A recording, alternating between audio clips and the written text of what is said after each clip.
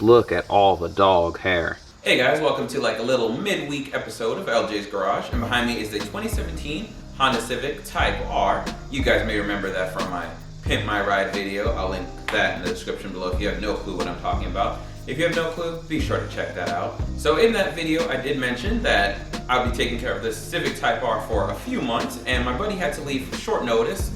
So the car was kind of in a little bit of a rough state, so I decided to do a quick little cleanup video and get the car looking good again. So that's what I'm going to show you guys today.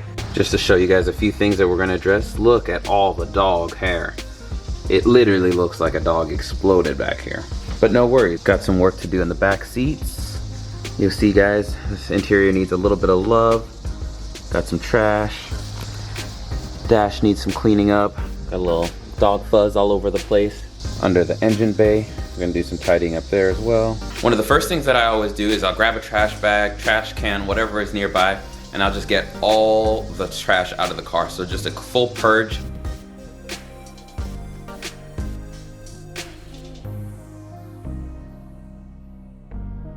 And of course, no car cleaning experience is complete without finding lots of water bottles.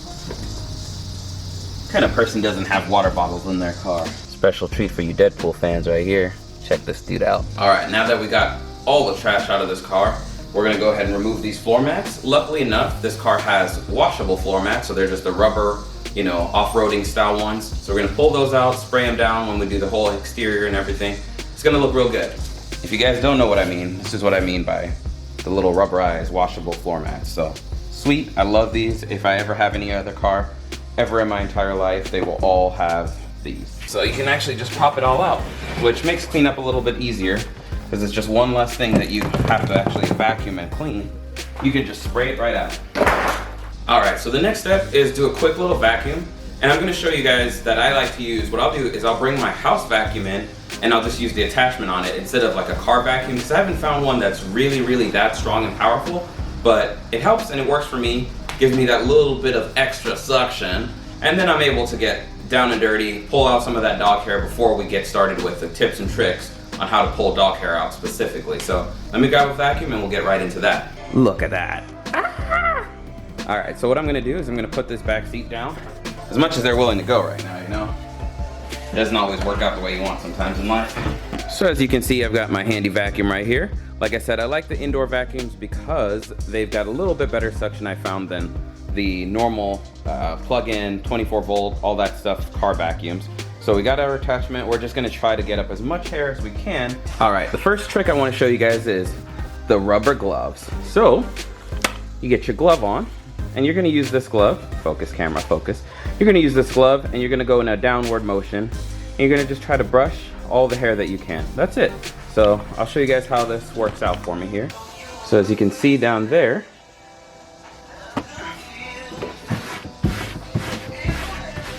it just moves a lot better. Gives you a good head start to get some of this hair out. So look at that, just gets all that hair out. So we're gonna do that a little bit, see if we can break up some of this fuzz.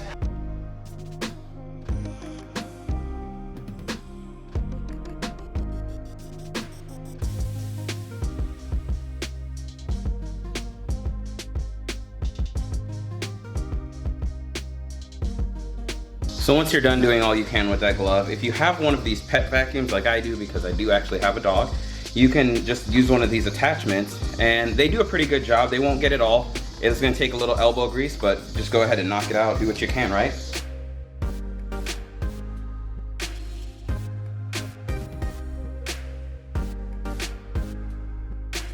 All right, this is as far as we're gonna do today. As you can see, most of the dog hair is out and it is looking good.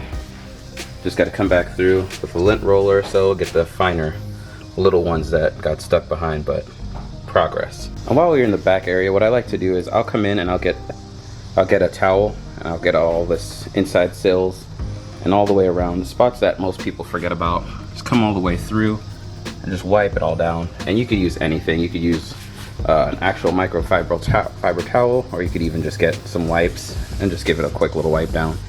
It's not really much. Not a lot of people do anything like eat off of here, so it's not really a big deal, but just get in there and clean that up, make it look good again.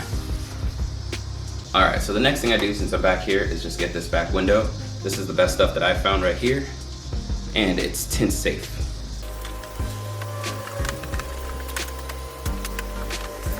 Now we've got to do the same thing in the back seats. Whoa, so much fun.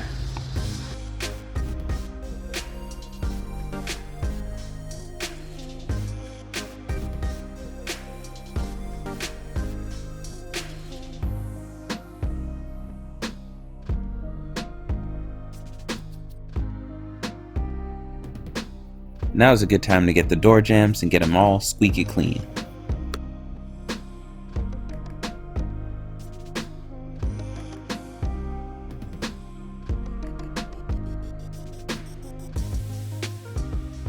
I always go with McGuire's.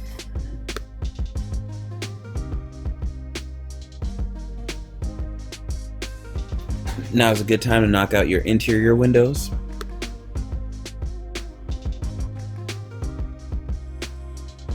For the mud and dusty spots on the seats, soap and water does the trick on most spots.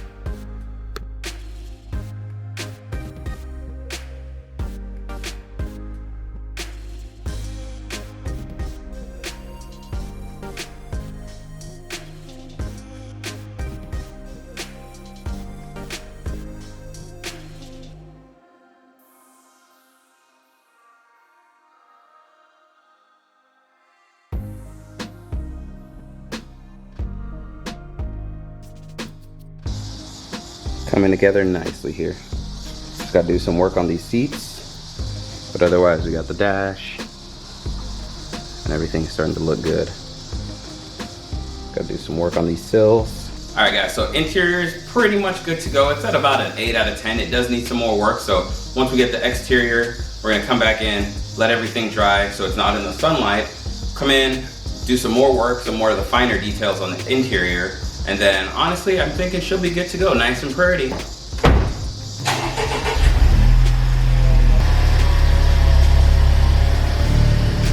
So the first thing that we're gonna do, we're just gonna get the car wet.